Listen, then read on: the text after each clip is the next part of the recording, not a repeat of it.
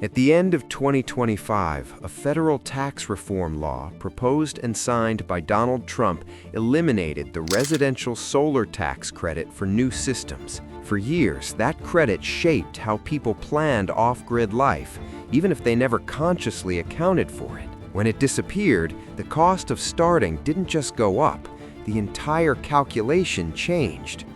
But electricity isn't the only thing being affected by policy. While solar was hit openly through tax law, water is starting to change through regulation, quietly, and mostly outside public attention. Federal agencies and courts have been narrowing which water sources receive protection, pushing more control down to states and local authorities. That matters because off-grid life depends on two non-negotiables: electricity to function and water to survive. What used to be difficult but manageable now requires more money up front, more planning, and far less room for error, not just in how you generate power, but in whether the water on your land remains reliable. And that matters because off-grid living rarely collapses halfway through. It collapses at the foundation. So today, we're looking at what has already changed, what is actively changing right now, and why building an off-grid life in 2026 doesn't work the way it did just a year ago. This is Off-Grid USA, and here is the breaking point. A year ago, this is how off-grid solar worked in practice. If you built a system and it cost around $20,000, you knew that later, through your taxes, you'd get back about 30% of that, roughly $6,000. Why? Because you were installing solar, helping the grid, helping the environment, or whatever the official reason was. Most people didn't care about the reason, they cared about the result. You paid the full amount up front, yes, but you knew that a few months later, part of that money would come back, and that changed everything.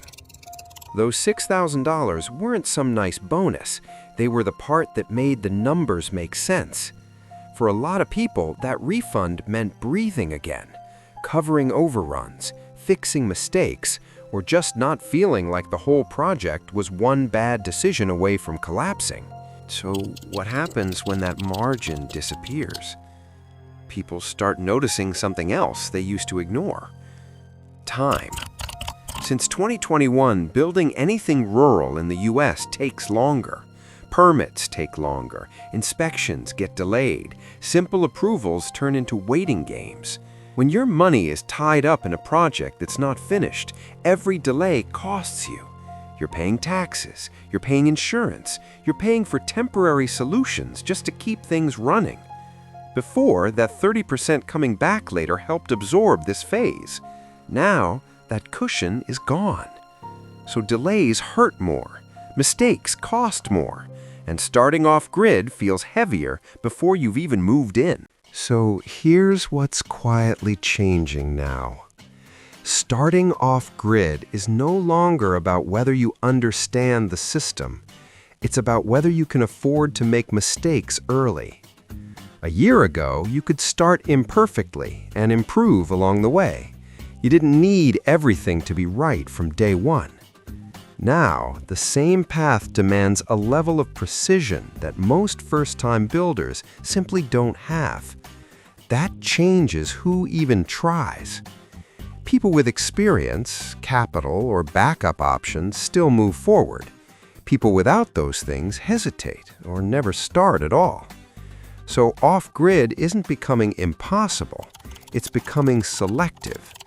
And that's a much bigger shift than higher prices or longer wait times, because it quietly decides who gets access to this life and who gets left watching from the outside.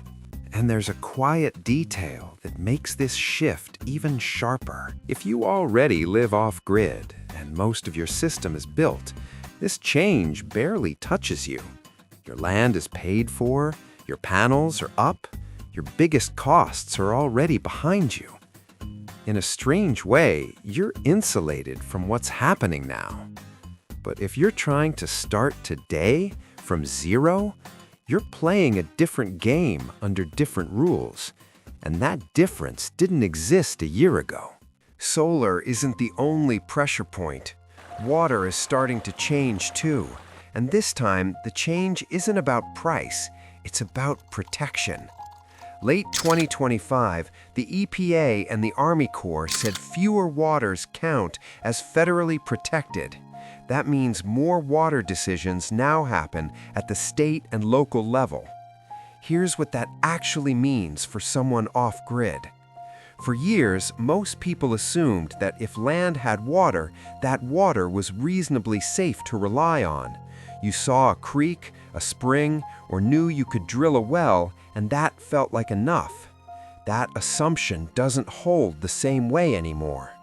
With less federal protection, more things become legal around you. More pumping upstream, more development nearby, less oversight if something affects your water. So if you rely on a well or seasonal water, nothing guarantees it stays the same.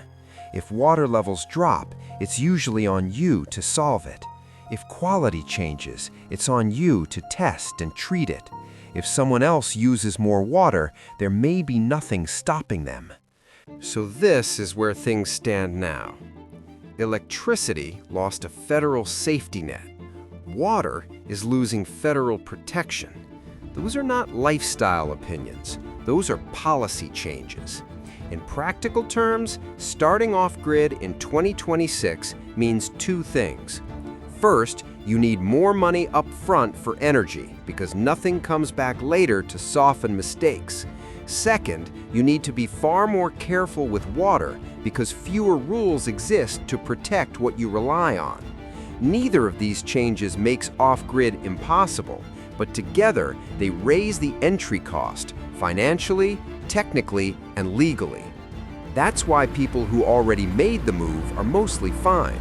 Their systems are built, their wells are drilled, their biggest risks are behind them. The pressure lands on the people trying to start now, and that's the real shift. Off-grid life didn't suddenly get harder because the land changed. It got harder because the rules around basic survival quietly did. This isn't about fear, it's about timing.